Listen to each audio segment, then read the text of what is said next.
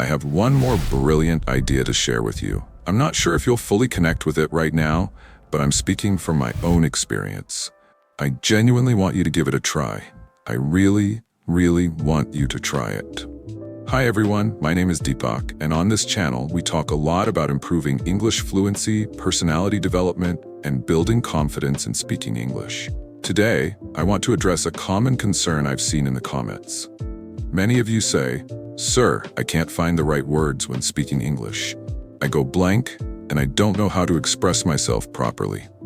I'm scared that, in critical moments, I won't remember the right words. It makes me lose confidence, mess up everything, and even feel embarrassed."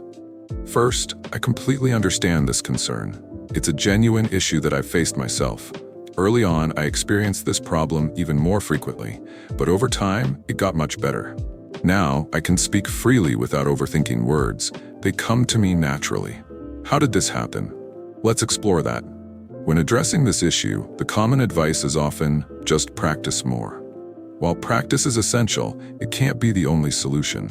There must be specific, actionable steps to help improve fluency. Here's what we'll do. I'll first address the root of the issue.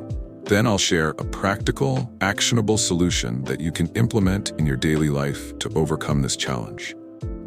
To start, I'd like to say this is a problem many people face, especially in a multilingual environment like ours. For example, if you're in Mumbai, you're exposed to Marathi, Hindi, English, and maybe even Urdu. This constant juggling of languages puts significant pressure on the brain, making it harder to master any one language fully. In contrast, native English speakers, like most Americans, grow up primarily exposed to English. Their environment consistently reinforces the language, which helps them develop a strong command over it. Now, let's talk solutions. If you struggle to find the perfect word when speaking English, here's what I recommend. Use substitution. If you can't recall the exact word, use a simpler one. For example, if you want to say exhilarated, but can't remember it, just say very happy. Similarly, if the word deplorable escapes you, say horrible or bad. There's always an alternative word you can use to express yourself.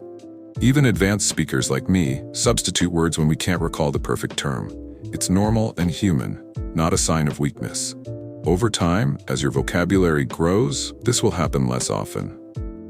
Now, here's the second idea I want to propose. Put your brain to the test. When you place yourself in challenging, high-pressure situations, your mind often performs better. For instance, I used to feel incredibly nervous speaking English with foreigners. But by intentionally putting myself in those situations, I noticed my brain would wake up and perform surprisingly well. Try this for yourself. Start small. Approach someone who only speaks English and have a conversation. You'll feel nervous, but this pressure can bring out the best in you. Let me share a personal story. Once, I was cliff jumping in Rishikesh. Standing 25 feet above the water, I was paralyzed with fear.